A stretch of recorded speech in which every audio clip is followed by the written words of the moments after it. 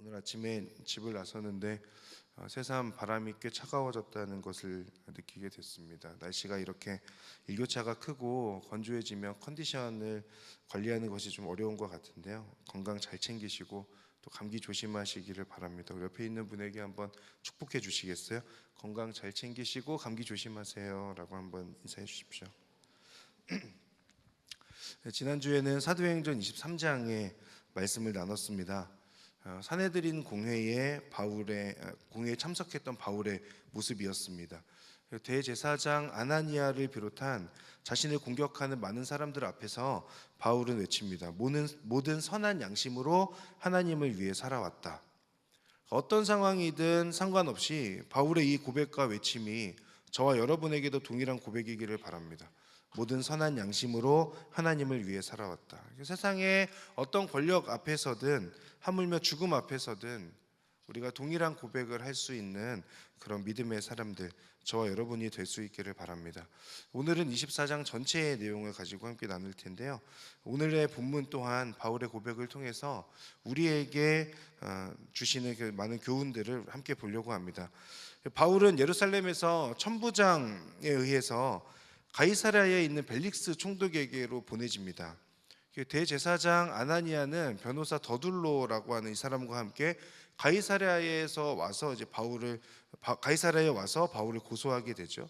늘 성전을 지키는 사람이 대제사장이었는데 이 사람이 한 1000km 정도 떨어진 곳까지 가는 일은 흔한 일은 아니었다고 합니다.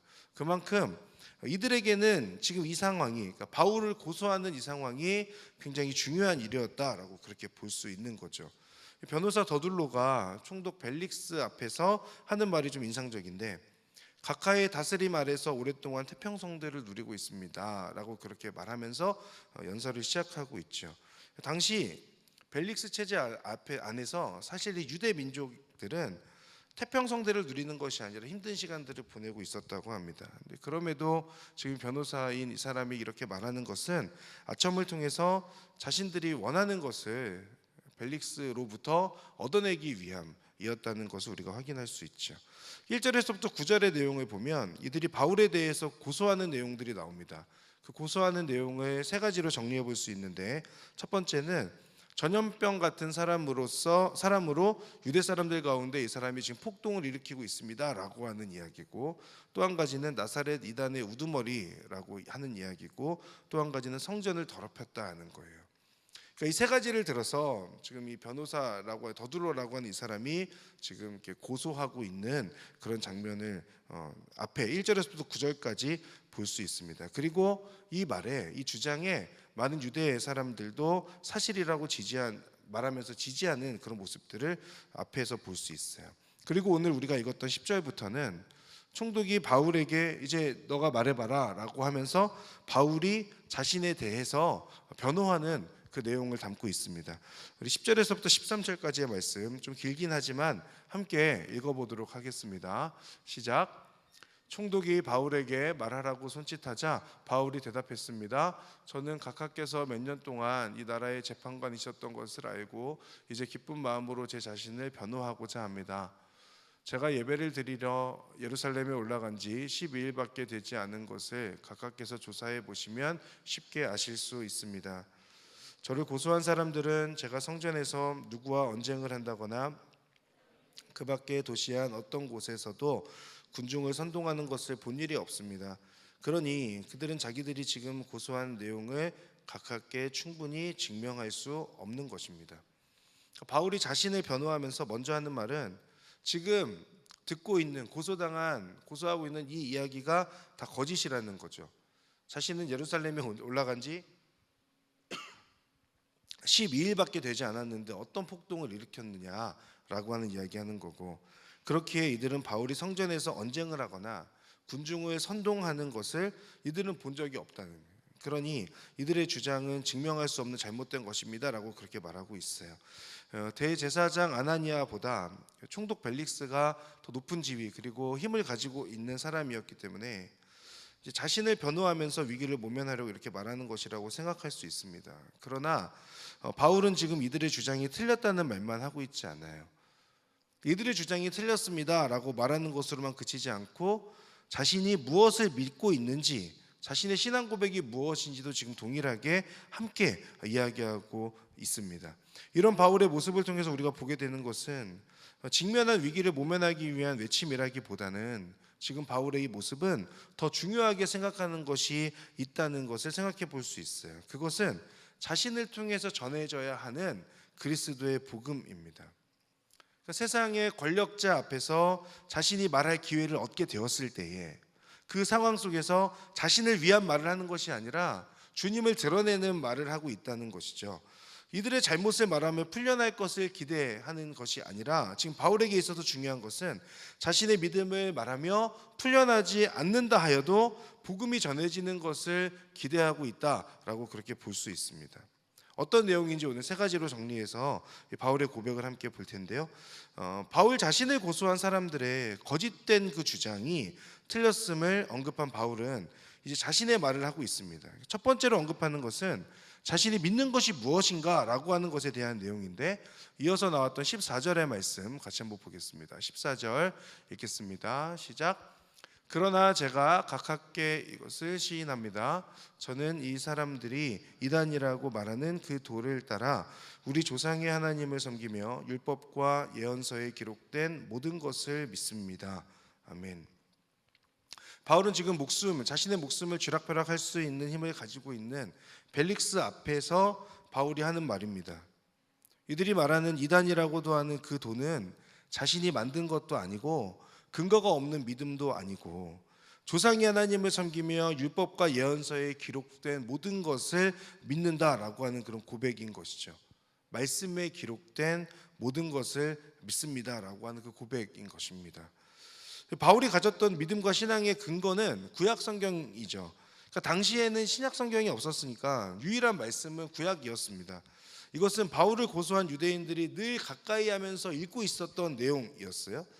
고소한 유대인들이 읽고 보고 믿고 따르는 것과 바울 자신이 동일하게 믿는 것이 다르지 않다라는 이야기를 하고 있어요. 그러니까 그들이 섬기는 하나님이 자신이 섬기는 하나님과 동일한 분이다라고 하는 것을 이야기하죠. 다만 한 가지 중요한 차이점이 있습니다. 하나님께서 이 땅에 보내신 예수 그리스도에 관한 믿음의 유무죠. 그러니까 동일한 구약 성경을 보지만 그러나 그 구약 성경 가운데에서 바울은 본인이 환상 가운데 만났던 예수님을 믿는 그 믿음으로 연결시키고 있는 것이고, 유대인들은 그 성경을 보면서도 그 안에 예언되어져 있었던 예수님에 대한 알미 전혀 없는 그런 상황이라고 볼 수 있습니다. 구약 성경을 읽는 유대인들이 놓친 그것은 구약의 모든 내용이 메시아 즉 예수 그리스도를 향하고 있다는 사실이에요. 하나님의 천지창조에서부터 구약의 모든 사건들은 예수 그리스도를 향하고 있습니다. 아브라함이라고 하는 사람이 선택이 되고 자손들이 번성하면서 야곱을 통해서 12지파로 형성이 되고 나중에 가서 보면 남과 북으로 또 나눠지게 되고 그리고 망하는 것 같지만 다시 회복되는 유대 민족의 그 역사 속에서 하나님께서 꾸준하게 유대인들에게 하셨던 그 말씀은 예언자들을 통해서 예수님께서 탄생할 것이다, 메시아가 너희들에게 있을 것이다 라고 하는 그 말씀을 구약 성경 내내 하나님께서 하셨던 거죠.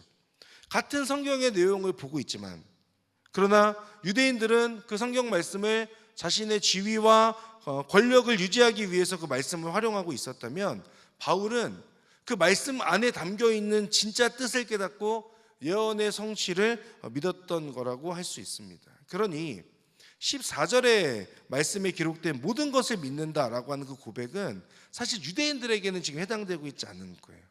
유대인들에게는 예수님에 대한 믿음이 없기 때문에 그렇죠. 여러분, 우리의 고백이 무엇입니까? 성경 말씀이 하나님께서 주신 말씀이라고 하는 그 고백이지 않습니까? 모든 성경은 하나님의 감동으로 우리에게 주어졌다라고 하는 그 디모데후서 3장 16절의 그 말씀을 우리가 믿으며 살아가고 있지 않습니까? 여러분, 이 믿음이 흔들리지 않기를 바랍니다. 성경 말씀을 통해서 우리를 위해 또 우리에게 보내주신 예수 그리스도의 그 은혜를 깨닫게 되는 그 하나님의 은혜가 여러분에게 있기를 바랍니다. 우리에게 선포된 하나님의 그 사랑을 성경을 통해서 알게 되기를 바랍니다. 성경을 통해 하나님은 오늘도 저와 여러분에게 말씀하시고 말씀 속에 담긴 그 하나님의 뜻을 깨달아서 삶 속에서 믿음으로 살아낼 수 있기를 바라고 계세요. 삶의 기준이 성경이 되고 성경의 내용에서 반하는 것이 있다면 아니라는 것을 당당히 외칠 수 있는 믿음의 사람이 될 수 있기를 바랍니다. 아까 기도할 때도 말씀드렸지만 지금 진행되고 있는 1027 연합기도회 광화문 광장에서부터 많은 사람들이 모였다 그러죠. 우리나라 건국 이래 가장 많은 사람이 광화문에 모인다 그런 이야기들이 있는데 이 연합기도회가 열리게 된 것은 성경의 내용을 거스르는 세속적 흐름에 대한 저항 때문입니다. 성경의 내용을 부정하는 목소리, 성경보다 사람에 대한 존중이 더 중요하다라고 하는 그 목소리, 이것들에 대한 저항 그리고 대항이고 옳은 것이 무엇인지를 주장하는 것이라고 할 수 있어요. 그것을 위해서 사실 전국에서 200만이 모여보자 이런 슬로건을 걸긴 했지만 사실은 몇 명이 모이느냐가 중요하다기보다는 더 중요한 건 그 자리에서 어떠한 내용들이 선포되고 어떤 내용들이 전달되는 것이 아닐까라는 생각을 합니다. 저는 이 1027 연합기도회가 우리 온누리교회가 지금 참여하게 된 그 이유에는 그 어떤 정치적인 목적이 없다라고 하는 것을 전제로 참여하고 있는 것을 이제 담임 목사님 통해서 들었는데 마찬가지로 1027 연합기도회 지금 진행되고 있는 이 시간에 그 집회가 어떤 정치적인 목적을 가지고 진행되는 시간이 아니라 무엇이 성경에서 말하는 진리인지 무엇이 우리가 믿고 가는 것인지 이 세상에서 세속의 흐름에 반대하는 성경이 말하고 있는 것이 무엇인가 참 진리를 선포하게 되고 그 가운데 참여한 이들이 그리고 우리의 모습을 보는 세상의 많은 사람들이 그 모임, 그 집회를 통하여서 성경이 가르치고 있는 참된 것, 진정한 가치가 무엇인지 깨닫게 되는 그런 계기가 되기를 바랍니다. 더 나아가서 이번 연합기도회가 온전히 세상 속에 하나님의 그 은혜와 사랑과 성경의 그 말씀이 온전히 선포되는 그런 시간이 될 수 있기를 바랍니다. 여러분 이것을 위해서 기도해 주시고 단순히 2시부터 5시까지 진행되는 3시간의 집회가 중요한 것이 아니라 그 집회 이후에 세상이 한국교회를 어떻게 볼 것인가 그리고 우리가 전했던 메시지가 어떻게 그들에게 전달되었는가 이것이 더 중요한 거예요. 계속해서 관심을 가지고 기도해 주시기를 부탁을 드립니다. 이어서 말씀을 믿는다고 말했던 바울의 두 번째 고백은 15절과 16절에 나오는데요. 15절 16절도 같이 한번 읽어보겠습니다. 또 이 사람들과 마찬가지로 하나님께 같은 소망을 두고 있으니 그것은 의인과 악인의 부활이 있을 것이라는 것입니다. 그렇기 때문에 저는 하나님과 사람 앞에서 항상 거리낄 것 없는 양심을 지니려고 애쓰고 있습니다. 아멘. 자, 바울의 두 번째 고백은 자신을 고소한 이들과 같이 자신도 하나님께 소망을 두고 있다라고 하는 그 고백입니다. 그러니까 그들도 하나님을 믿고 자신도 하나님을 믿는다는 것 그리고 그 하나님을 주인 삼고 하나님을 의지하며 하나님께 소망을 두고 있다는 거죠. 하나님께 소망을 두고 있습니다라고 하는 그 고백이 바울에게서 있는 고백입니다. 그 소망이 무엇인가? 오늘 본문에서는 의인과 악인의 부활이라고 고백하고 있습니다. 이 부분에 조금 의아할 수 있죠. 의인의 부활, 예수님의 믿음으로 부활하는 건 알겠는데 악인의 부활을 이야기한다는 것 성경에 쉽게 나오지 않는 내용이고 좀 애매하게 받아들여질 수 있는 그런 내용일 수 있겠다 싶습니다. 지금 바울은 부활신앙을 말하면서 의인과 악인의 부활을 설명하고 있습니다.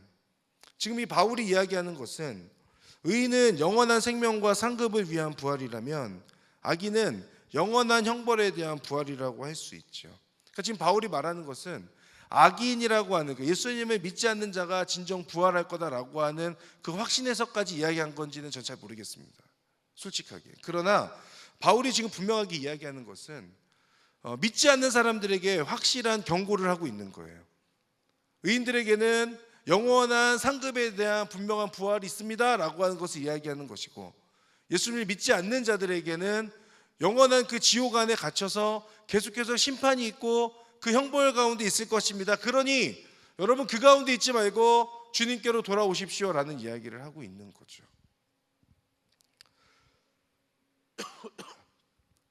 이렇게 말함으로 자신을 고소하고 믿음에 거하지 않는 사람들에게 경고하고 있습니다. 하나님께 돌아오십시오 라는 말을 하고 있는 거죠.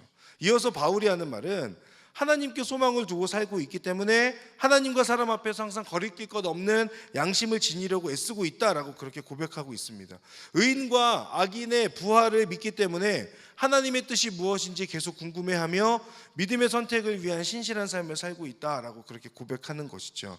이것은 하나님 앞에서 그리고 사람 앞에서 즉 살아가는 그 모든 순간 속에서 하나님의 뜻이 최우선되는 삶을 살아간다라고 하는 의미를 가지고 있어요. 이것이 하나님께 소망을 두고 살아가는 사람의 모습입니다.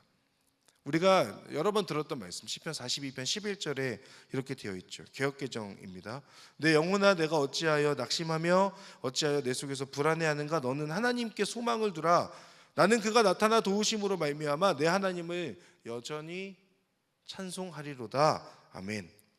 하나님의 뜻을 우선하고 하나님을 신뢰하며 하나님을 의지하며 살아가는 사람은 그 상황 앞에서 낙심하거나 불안해하지 않는다라는 믿음의 고백입니다.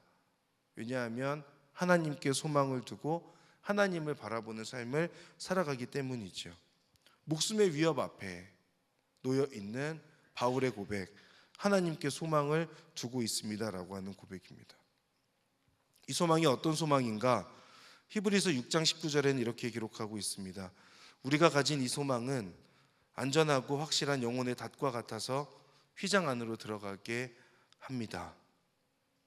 우리가 가지고 있는 이 하나님께 소망을 둔다는 것, 부활이라고 하는 소망, 하나님을 믿음으로 나에게 주어지는 은혜와 영생의 그 삶은, 그 바울의 고백은 하나님께 소망을 두면 어떤 상황 가운데서도 흔들림 없이 하나님을 의지하고 바라볼 수 있다는 것, 안전하고 확실한 영혼의 닷과 같아 배가 정박할 때에 그 배가 다른 데로 떠내려가지 않게 하기 위해서 바닥에 심어놓은 그 닭과 같은 그것이 소망이라는 거죠.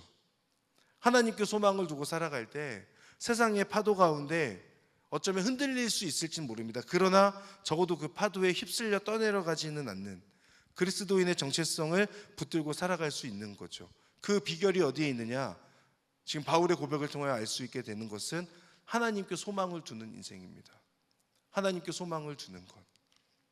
우리의 삶이 때로는 어렵고 힘들고 지칠 수 있죠. 그 가운데 하나님에 대한 의심이 생겨날 수도 있습니다. 그러나 하나님께서 나를 사랑하신다는 그 믿음과 하나님을 믿음으로 인하여서 내 안에 영생이 주어지고 부활에 대한 소망을 품고 살아가는 사람은 그 영혼의 닷과 같은 것들이 있다는 거예요.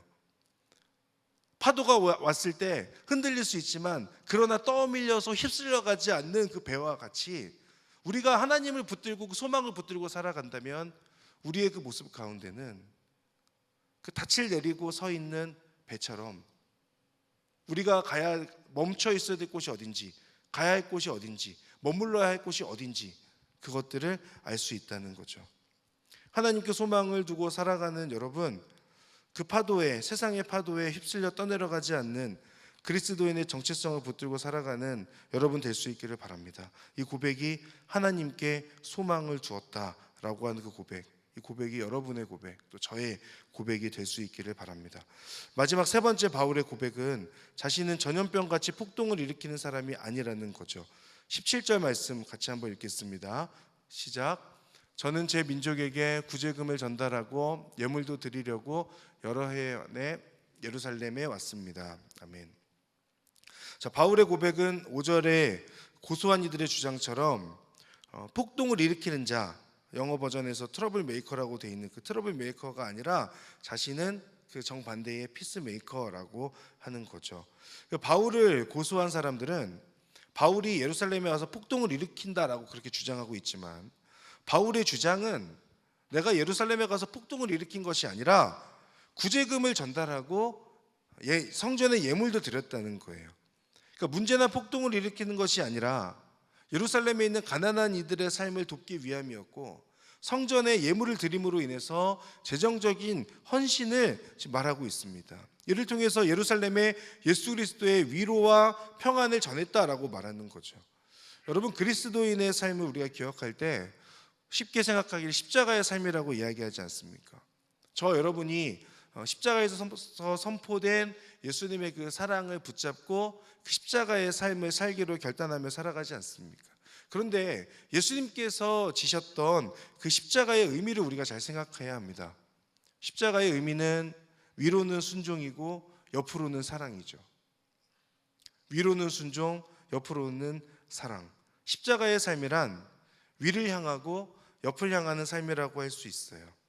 지속적인 순종의 삶이고 꾸준히 옆을 돌아보는 사랑의 삶이 십자가의 삶이라고 할 수 있습니다. 그렇기 때문에 그리스도인은, 저와 여러분은 세상 속에서 이기적으로 비춰질 수 없는 거죠. 여러분, 예수님을 믿는 사람이라고 말하는데 여러분 주위에 저 사람 왜 그렇게 이기적일까? 라고 생각되는 사람 혹시 마음속에 떠오르는 분이 있다면 단언컨대 그분은, 죄송합니다, 십자가의 사랑을 모르는 사람입니다. 제대로 알지 못하는 사람. 예수님께서 우리에게 말씀하신 것, 그리고 하나님께서 구약 성경에서도 계속해서 말씀하신 것, 마음과 생명과 뜻을 다해 하나님을 사랑하고 내 이웃을 내 몸과 같이 사랑하라. 예수님의 말씀이고 십자가에 선포된 예수님의 사랑의 메시지이죠. 위로는 하나님을 향하여서 그 하나님을 사랑하는, 또 순종하는 삶을 살아가고, 옆으로는 그 사랑의 눈길로 계속해서 옆에 있는 사람들을 지켜보며 그들에게 손을 내밀 수 있는 그리스도인의 삶이 십자가의 삶이라고 할 수 있어요. 이것이 세상 사람들과 그리스도인이 구별되는 지점입니다. 소명에 충실한 바울은 이방인을 위한 선교에 힘썼습니다. 복음을 증거하기 위해 힘썼어요. 그러나 예루살렘 교회와 유대인들을 위한 긍휼과 사랑에도 분명하게 충실하고 있는 모습을 오늘 본문 속에서 확인하고 있습니다. 그 십자가 사랑을 실천하는 것, 이것이 제가 말씀드리는 세상 사람들과의 구별되는 지점이죠. 속한 곳 어디서나 문제를 일으키는 사람이 아니라 사랑과 평화를 실천하는 사람, 그래서 세상 사람과 구별된 삶으로 십자가를 붙들고 살아가는 사람, 저와 여러분이 될 수 있길 바랍니다. 갈렙 공동체의 비전도 또 수련회의 주제도 이 지점에 맞닿아 있죠. 수직과 수평의 십자가 사랑을 붙들고 사는 겁니다. 세상 사람들과 구별되며 세상 속에 긍휼과 사랑을 증거하는 삶을 살아가는 것, 저와 여러분의 삶의 목적이 되기를 주님의 이름으로 축복합니다. 그런데 문제는 뭐냐면, 이렇게 자신을 변호하고 당당히 외쳤지만 바울의 상황이 그대로였다는 데 있어요. 27절, 우리가 아까 읽지 않았지만 마지막으로 27절을 한번 보겠습니다. 2년이 지난 후 벨릭스의 뒤를 이어 보르기오 베스도가 총독이 됐습니다. 그러나 벨릭스는 유대 사람들에게 환심을 사려고 바울을 그대로 감옥에 내버려 두었습니다. 보십시오. 그 후에 이 앞에 나왔던 그 내용을 우리가 본 후에 바울은 2년 동안이나 계속해서 감옥에 있게 돼요. 물론 이 벨릭스 총독이 바울을 지키라고 말하고 자유를 주라고 이야기하고 친구들을 만나는 것도 허락했어요. 그리고 바울을 다시 부르겠다고도 했습니다. 그리고 성경을 보면 이 벨릭스가 바울이 혹시나 자신에게 뇌물을 바치지 않을까 생각하여 기대하면서 수시로 바울과 대화를 나눴다라고 그렇게 기록하고 있어요. 그런데 바울은 뇌물을 바치지 않았고 벨릭스는 그런 바울을 그냥 내버려 둔 채 지금 2년의 시간이 흘러가는 겁니다. 바울이 자신 스스로를 변호하고 당당하게 믿음을 선포했습니다. 그러면 그 문제가 잘 해결될 것 같았다는 기대감을 가지고 있었을지 모릅니다. 그리고 우리는, 성경을 읽는 우리들은, 바울이 믿음으로 살면, 그렇게 당당하게 믿음을 선포하면 성경 말씀을 믿는다라고 그렇게 이야기하고 십자가 사랑을 실천하겠다고 이야기하는 그 바울의 모습 속에서 바울은 그 감옥에서 잘 풀려났겠지, 혹은 지금의 위기에서 잘 해결됐겠지라고 생각할 수 있는데, 그런데 바울에게 돌아온 것은 그 후에 2년 동안의 감옥 생활이었다는 거죠. 그 가운데 바울이 무엇을 했을까? 2년의 시간 동안 무엇을 했을까? 제가 다 알 수는 없지만 저는 그 바울의 마음속에 하나님께 서운하거나 불평하지 않았을 거라는 확신이 들었어요. 극단적인 묵상이 아니라 오히려 바울이라고 하면, 우리가 지금까지 봐왔던 바울이라고 하면, 이 바울은 여전히 내가 감옥 가운데 있지만 그러나 그 가운데 하나님께 원망의 말을 쏟아내는 사람이 아니라 지금 그 상황 속에서 어떻게 하면 나를 통하여 복음이 전해질까? 오히려 벨릭스를 만나게 될 때, 벨릭스가 자신을 부르게 될 때 뇌물을 들고 가는 것이 아니라 복음을 들고 가서 펠릭스와 이야기하는 과정에서 계속해서 자신이 만난 하나님에 대해서 이야기하지 않았을까라는 생각을 해보게 됐습니다. 이 상황을 복음을 전하는 반전의 기회로 삼았을 것이다 라고 하는 그 확신. 왜냐하면 바울은 계속해서 우리가 봐왔던 바울은 상황과 환경에 굴복하는 사람이 아니라 하나님께 순종하며 세상 속에서 당당히 복음을 살아내는 사람이었기 때문이죠. 그리고 그 이후에 바울이 로마로 압송되는 과정에서도 또 그 로마에서도 복음을 전하는 자로 계속해서 세워져 있는 것을 볼 때 아마 이 묵상은 과한 묵상이 아니라 이 성경을 기반으로 하는 옳은 묵상이지 않을까라는 생각을 해보게 됩니다. 저는 이 바울의 모습이 저와 여러분의 모습이 될 수 있기를 바랍니다. 상황과 환경에 굴하면서 우리가 내가 어떻게 하면 지금 상황에서 이득을 취할까 혹은 이 위기를 벗어날까에 고민하기보다 지금의 그 어려움 앞에서 해결되지 않는 문제 앞에서 여전히 하나님을 붙들 수 있는 믿음, 그리고 하나님을 나를 통해 하나님이 전해지기를 소망하는 그런 믿음이 저와 여러분들 가운데 있기를 바라요. 최근에 슬기로운 의사생활이라고 하는 드라마 쇼츠를 하나 보게 됐습니다. 예전에 너무 재밌게 봤지만 이미 잊었던 내용이었는데 엄마 뱃속에서 아이의 심장이 멈춘 슬픔을 당한 산모에 관한 내용이었습니다. 그리고 그 내용의 그 마지막에 이런 문구가 나옵니다. 때때로 불행한 일이 좋은 사람들에게 생길 수 있다라는 그 문구를 딱 보는 순간 이번 주 설교를 엄청 고민하고 있던 저에게 바울이 그랬을 수 있겠다는 생각이 들었어요. 이 글을 보며 바울이 생각났던 것은 어쩌면 우리가 보거나 세상이 볼 때 바울이 겪었던 그 2년의 감옥 생활은 불행한 일일 수 있죠. 그런데 바울은 이것을 스스로 여기기를 불행하다 생각하지 않았을 것이 분명합니다.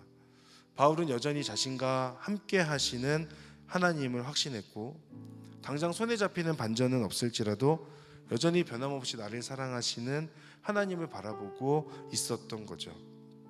그리고 그 하나님을 포기하지 않는 그런 바울이었을 겁니다. 사랑하는 여러분, 바울처럼 나와 함께 하시는 하나님을 확신하며 그리고 변함없이 나를 사랑하시는 그 하나님을 붙들고 믿음의 길을 포기하지 않는 여러분이 될 수 있기를 바랍니다. 바울은 하나님의 말씀을 믿었어요. 그 말씀 속에는 우리를 향한 하나님의 사랑이 가득합니다. 말씀 속에 담긴 하나님의 사랑을 깨닫게 되고 그 사랑 안에 거하는 여러분이 되기를 주님의 이름으로 축복합니다. 또한 하나님께 소망을 두고 살았습니다. 영혼의 닷과 같은 것. 그래서 세상의 파도에 휩쓸려 가지 않는 믿음의 소유자로 살아가는 것. 여러분, 우리가 가지고 있는 그 믿음은요, 여러분의 삶이 흔들릴 때에 다른 어떤 곳으로 이탈되지 않도록 여러분을 붙들어주는 마음속의 기둥과 같은 겁니다. 여러분의 마음에 영혼의 닻을 내리고 마음속에 믿음이라고 하는 큰 기둥을 심고 살아간다면 예수님을 붙드는 그 믿음 안에서 세상 속에서 우리가 흔들리지 않고 주님 붙들고 살아갈 수 있다고 믿습니다. 그런 영혼의 닭과 같은 하나님께 소망을 두고 살아가는 여러분이 되기를 주님의 이름으로 축복합니다. 그리고 상황이 변하지 않아도 그 상황을 주관하시는 변함없는 하나님의 사랑을 붙드는 겁니다. 동시에 수직과 수평의 십자가 사랑을 실천하며 살아가는 거죠. 이기적이지 않은 모습으로 세상 사람들과 구별된 삶을 살아가는 것. 끊임없이 하나님을 바라봐야 되겠지만 지속적으로 옆에 있는 사람들을 돌아보는 여유와 또 그 사랑의 눈길과 손길도 우리 가운데 필요합니다. 이것이 바울이 언제 어디서나 당당하게 믿음을 선포하고 살아갈 수 있었던 이유였던 거죠. 사랑하는 여러분, 늘 하나님의 말씀을 믿고 하나님께 소망을 두고 그리고 수직과 수평의 십자가 사랑을 실천하는 삶을 통하여서 하나님께서 귀히 여기는 하나님의 사람들, 그리고 언제 어디서나 당당하게 하나님의 이름을 전하고 하나님의 사랑을 선포하는 우리 모두 그런 믿음의 그리스도인들 될 수 있기를 바랍니다. 우리 시간에 함께 찬양하며 기도하며 나아가겠습니다.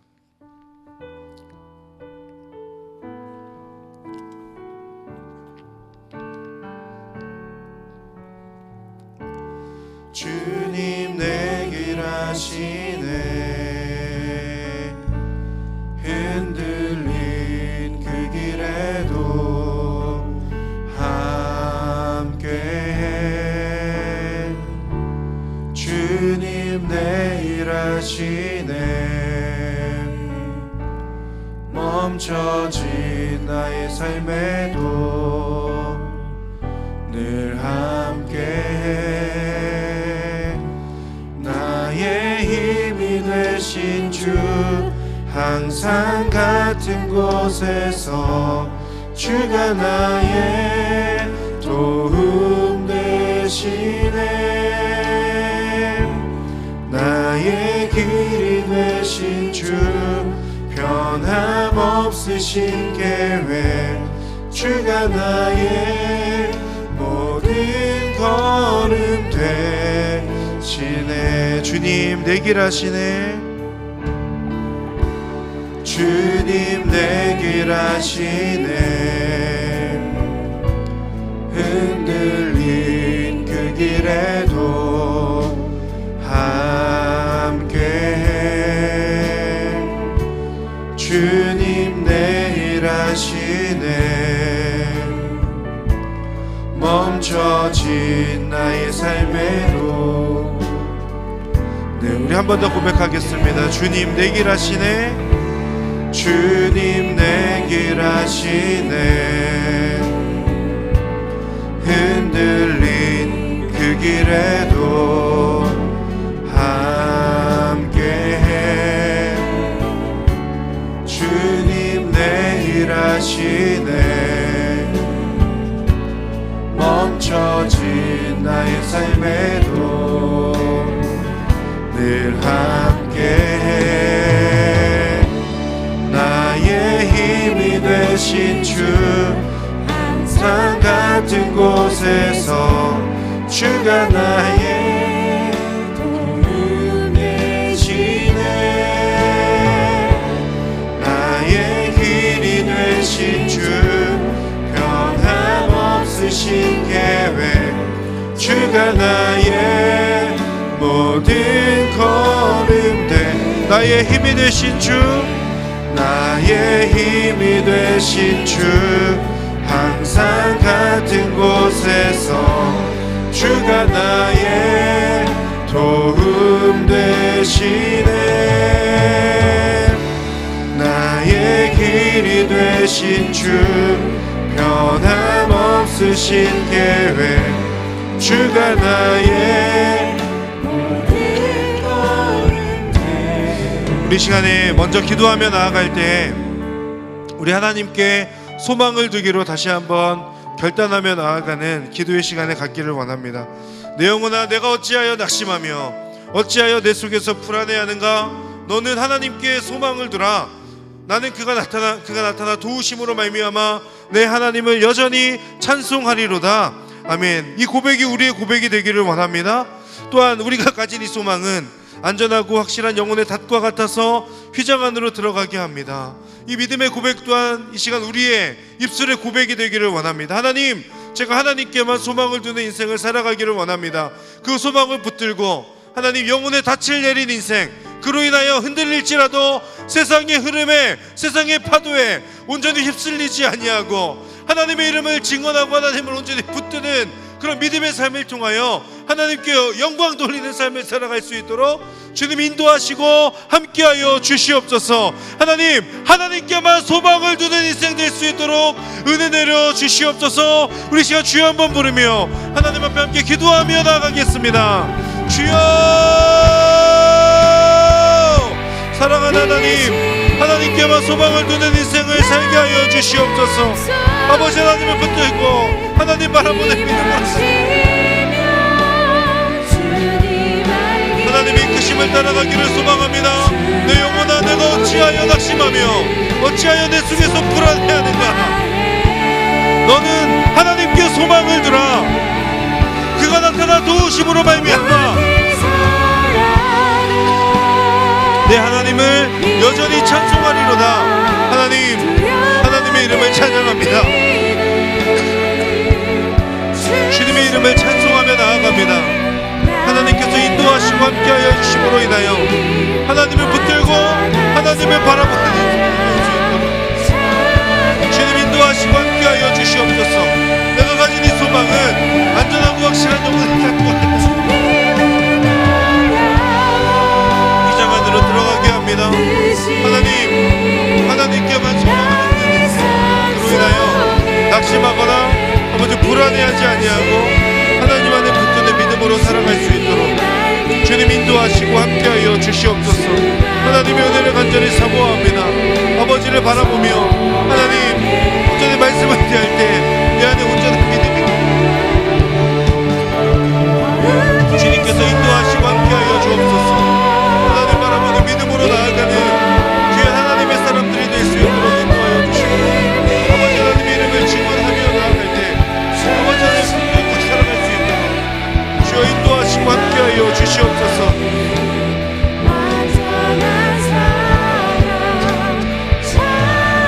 이 시간 한 번 더 기도하며 나아갈 때 하나님 세상 한복판에서도 언제 어디에서나 당당하게 주님의 이름을 증언하고 선포하는 이가 될 수 있도록 인도하여 주시옵소서. 하나님의 이름을 증언함에 있어 부족함 없는 하나님의 사람으로 저를 세워주십시오. 그리고 그 하나님의 말씀에 온전히 의지하며 그 말씀을 붙들고 믿음으로 살아가는 자가 될 수 있도록 인도하여 주시옵소서. 하나님 세상이 무엇을 말하든 상관없이 하나님의 말씀을 말씀한다면 그 말씀에 순종하고 순응하는 인생이 될 수 있도록 하나님 이끌어주시고 함께하여 주시옵소서. 하나님의 말씀을 붙들고 믿음으로 살아가며 그 말씀에 의지하여 세상 속에서 하나님의 이름을 증거하는 하나님의 사람으로 세워질 수 있도록 하나님 은혜 주시고 인도하시고 함께하여 주시옵소서. 이 시간 하나님의 그 말씀을 기준 삼는 인생, 하나님 말씀을 온전히 의지하며 살아가는 인생이 되기를 결단하며 이 시간 한 번 더 하나님 앞에 주여 한번 부르며 그 결단을 담아 기도하며 나가겠습니다. 주여! 사랑하는 하나님, 한 번 더 기도하는 것은 하나님의 그 말씀을 기준 삼고 살아가기를 원합니다. 하나님 인도하시고 함께하여 주시옵소서. 아버지를 바라보는 그 믿음으로 나아가 그 말씀을 기준 삼는 하나님의 사람들이 될 수 있도록 주여 인도하시고 함께하여 주옵소서. 아버지 하나님을 붙들고 살아갑니다. 주님의 이끄심을 따라가기를 간절히 원합니다. 하나님 도와주시고 함께하여 주시옵소서. 성경의 그 말씀이 나의 믿음의 근거이고 하나님의 사랑의 아버지 분명한 증거인 줄 압니다. 하나님을 붙들고 하나님을 바라보는 믿음으로 살아갈 수 있도록 주여 인도하시고 함께하여 주시옵소서.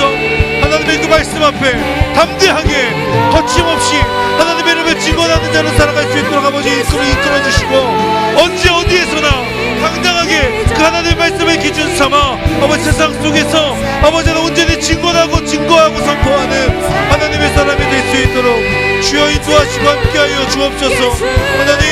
하나님의 이름을 찬양하기를 소망합니다. 그 말씀을 온전히 붙들고 의지하며 살아가기를 간절히 원합니다. 주님 이끌어주시고 함께하여 주심으로 하나님의 뜻에 순종하며 아버지 앞으로 사랑을 실천하는 하나님의 사람들이 될 수 있도록 주여 인도하시고 함께하시고 은혜 내려 주시옵소서. 다시 한 번 더 하나님 앞에 기도하며 나아갈 때에 십자가의 삶을 살기를 결단하며 또 그 가운데 하나님의 은혜를 구하며 기도합시다. 하나님 십자가의 삶을 살기를 소망합니다. 위로는 하나님께 순종하고 하나님을 사랑할 뿐 아니라 옆에 있는 그 사람들을 돌아볼 수 있고 그들의 그 필요를 채워줄 수 있고 그들에게 사랑을 실천할 수 있는 그리스도인이 될 수 있도록 하나님 인도하여 주시옵소서. 하나님을 사랑하는 것도 중요하지만 주님께서 말씀하셨던 것처럼 내 이웃을 내 몸과 같이 사랑하라 말씀하신 그 말씀에도 아버지 부담감을 느끼고 책임감을 갖고 세상 속에서 그리스도인으로 그 사랑을 실천하는 자로 살아가기를 소망합니다. 하나님 내 안에 이기적인 마음들이 있습니다. 하나님 그 모든 마음들을 내려놓게 하여 주시고 하나님께서 알려주신 하나님을 사랑하고 이웃을 사랑하는 그 삶에 열심을 내며 살아가는 그리스도인이 될 수 있도록 인도하여 주십시오. 하나님 그 가운데 하나님의 깨달음을 주시고 하나님의 은혜를 더하여 주셔서 위로는 순종과 사랑, 옆으로는 돌아봄과 사랑을 실천하는 하나님의 사람이 될 수 있도록 하나님 제 삶을 이끌어 주시고 함께하여 주십시오. 그 마음에 소망함이 있는 분들은 이 시간 하나님 앞에 주여 한번 부르며 그 수평과 수직의 삶을 살게 해달라고 함께 기도하며 나가겠습니다. 주여. 한 번 더 기도하는 것은 아버지 하나님, 주님의 그 십자가에 선포된 그 사랑을 기억합니다. 위로는 하나님의 사랑을, 하나님께 순종하는 것을 기억합니다. 옆으로는 그들의 필요가 무엇인지, 그들에게 다가가 사랑을 전할 수 있는 하나님의 사람이 되기를 원합니다. 주님께서 인도하시고 함께하여 주심으로 하나님의 이름을 증언하게 하여 주시고, 하나님의 이름을 선포하게 하여 주시고, 놀라운 하나님의 이끄심 가운데 아버지를 바라보는 믿음의 사람들이 될 수 있도록 주여 인도하시고 함께하여 주시옵소서. 놀라운 하나님의 뜻 안에 거하기를 소망합니다. 주님께서 홀로 영광 받아주시고 하나님의 이끄심을 따라가기를 원하오니, 주님의 인도하심 속에 아버지 하나님을 바라보며 수직과 수평의 삶을 실천하는 하나님의 사람들이 될 수 있도록 주여 인도하시고 함께하여 주시옵소서. 아버지 하나님, 하나님의 이름을 따라갑니다. 주님께서 말씀하시는 아버지 하나님 선포되게 하여 주시고, 하나님의 이름만이 우리를 통하여 온전히 선포될 수 있도록 주여 이끌어 주시고 함께하여 주옵소서. 아버지 하나님의 그 사랑을 증언하며 증거하오니, 아버지 하나님 수직과 수평의 균형을 통하여 하나님의 이름을 증거하는 하나님의 사람들이 될 수 있도록 주여 인도하시고 함께하여 주십시오. 이 시간 마지막으로 이 세상을 위하여 중보하는 시간을 갖겠습니다. 하나님, 세상 속에 너무나도 많은 다수의 사람들이 성경적 가치에 반하는 목소리들을 내며 교회와 그리스도인들과 성경과 하나님이 틀렸다고 말합니다. 하나님, 이 세상을 긍휼히 여기시고 불쌍히 여겨 주시옵소서. 하나님의 그 사랑을 모르는 자들에게 하나님의 사랑이 증거되도록 하나님 이끌어 주시고 인도하여 주시옵소서.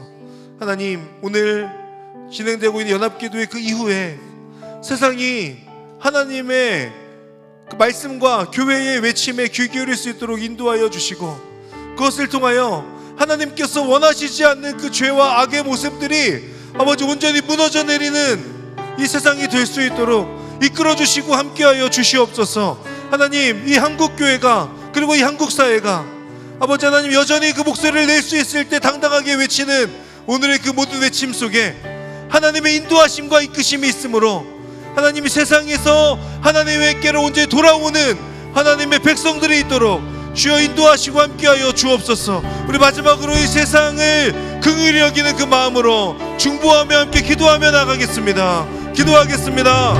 사랑하는 하나님, 하나님의 그 마음으로 이 세상을 긍휼히 여겨주시고 세상에서 여전히 하나님을 모르고 살아가는 이들에게 하나님의 이름을 알게 되고 하나님의 그 사랑을 깨닫게 되는 은혜가 있도록 주님 이끌어주시고 함께하여 주옵소서.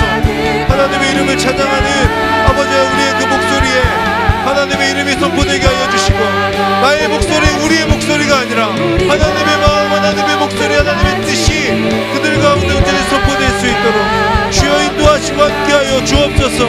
아버지 하나님을 바라봅니다. 주님께서 함께하심으로 하나님의 은혜와 뜻과 하나님의 역사를 간절히 구하며 나아가는 그 모든 배 가운데 하나님의 인도하심을 함께하여 주셔서 그 이후에 아버지 세상이 교회의 귀를 기울이고 하나님께로 돌아오는 백성이 될 수 있도록 주여 인도하시고 함께하여 주시옵소서. 하나님을 바라보는 믿음으로 나아가는 삶이 될 수 있도록 주여 인도하시고 함께하시며 은혜 내려 주시옵소서.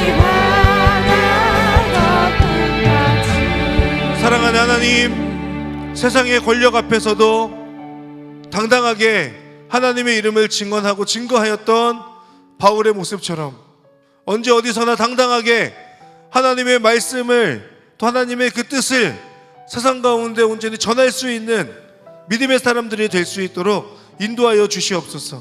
그 가운데 그 하나님의 말씀을 기준 삼게 하여 주시고 그 말씀을 기준 삼은 그 믿음으로 말미암아 세상 가운데 나아가 세상 속에서 그리스도를 당당하게 외칠 수 있는, 그리고 수직의 그 사랑과 수평적 사랑을 온전히 실천하며 나아가는 하나님의 사람들 우리 모두가 될 수 있도록 인도하시고 함께하여 주시옵소서. 그렇게 역사하시고 도와주실 하나님의 이름을 찬양합니다.